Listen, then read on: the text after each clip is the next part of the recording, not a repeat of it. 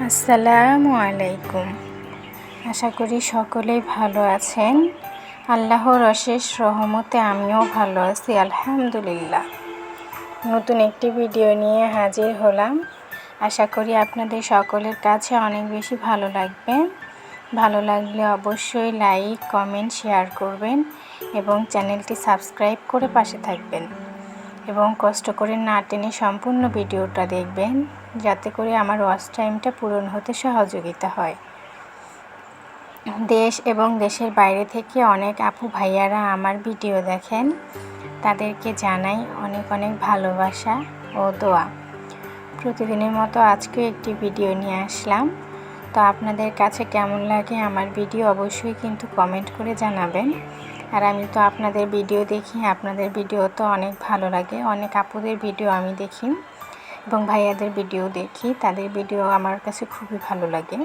আর সবাই অনেক সুন্দর সুন্দর কমেন্ট করেন, সেই কমেন্টের ভিত্তিতে আমি আরও একটা ভিডিও বানাতে মোটিভেট হই। তো সেজন্য সবাইকে অনেক অনেক ভালোবাসা। তো এই যে আমার হাজব্যান্ড আর কি ফোন দিয়েছিল, বলেছিল যে সে তো আর কি তেলাপিয়া মাছটা খায় না, বলছে যে তুমি কি খাবে কি না। তো আমি ভেবেছি যে মাছগুলো হয়তো ছোট হবে, এই জন্য বলছি হ্যাঁ বেশি করে না নিয়ে এসে 2-3টা মাছ নিয়ে আসো, তাই হবে।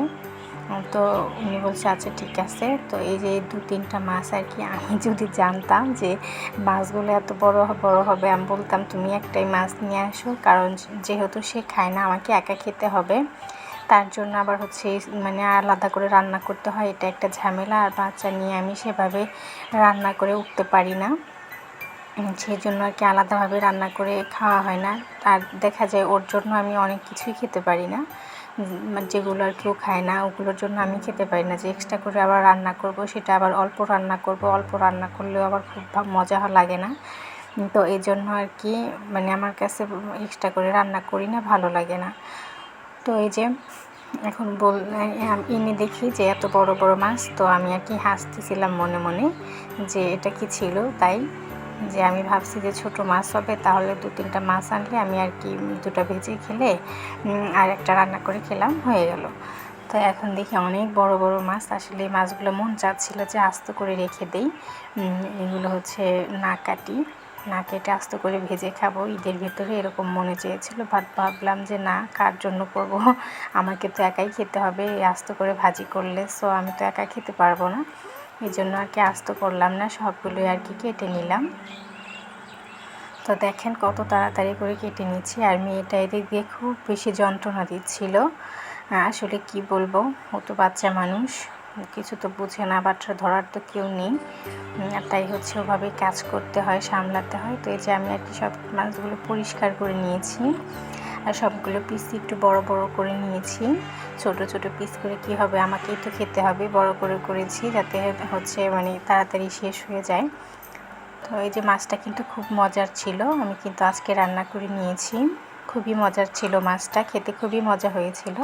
আর এমনিতেও মাছটা খুব মজা ছিল। আর বড় মাছ যেহেতু কাটা খুব কম ছিল, আমার মেয়েও কিন্তু খেয়েছে, ওকেও খাইয়েছি কাটা বাছিয়ে।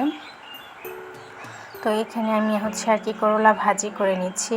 বেবির পাপা যেহেতু এই মাছ খাবে না, এই জন্য বেবির পাপার জন্য একটু করলা ভাজি করে নিচ্ছি। আর দেখেন চেয়েছিলাম হচ্ছে আলাদা করে রান্না করব, বাট হচ্ছে কিভাবে আলাদা করে রান্না করব বুঝে উঠতে পারতেছিলাম না। পরে ভাবলাম যে একটা বুদ্ধি খাটিয়ে নিই, তো সেই বুদ্ধিটা আর কি খাটাচ্ছি। সেটা দেখেন কিভাবে আর কি বুদ্ধিটা খাটিয়ে নিলাম। তো এই যে আমি হচ্ছে এখন মাছগুলোকে ভেজে নেব, যদিও মাছগুলোকে আলাদা করে রান্নার ছিল। এই যে একটা পাবদা মাছ, এটা কিন্তু বেবির পাপার জন্য রান্না করতেছি। তো ভাবলাম এটা আলাদা করে ভাজি করব, কি এক সাইডে দিয়ে দিই, তাড়াতাড়ি হয়ে যাবে না। একটা মাছ এভাবে কীভাবে রান্না করা যায়, আর উনি যেহেতু একবারই খাবে, সেই জন্য হচ্ছে একটা মাছই দিয়েছি। 2টা মাছ দিলে নষ্ট হয়ে যেত, শুধু শুধু আমাকে প্রতিদিন অনেক খাবার ফেলে দিতে হয়। আমি তো একা সব খেতে পারি না, আমাকে প্রতিদিন অনেক খাবার ফেলে দিতে হয়, আল্লাহ মাফ করুক। আসলে যদি এরকম মানুষ থাকতো যে দেওয়ার মতো, ওরকম মানুষও নেই যে যাকে আমি দিয়ে আর কি খাবো, ওরকম মানুষও পাই না আমি এখানে। তো এই জন্য আর কি নিজেকে আর কি খেতে হয়, না হয় ফেলে দিতে হয়।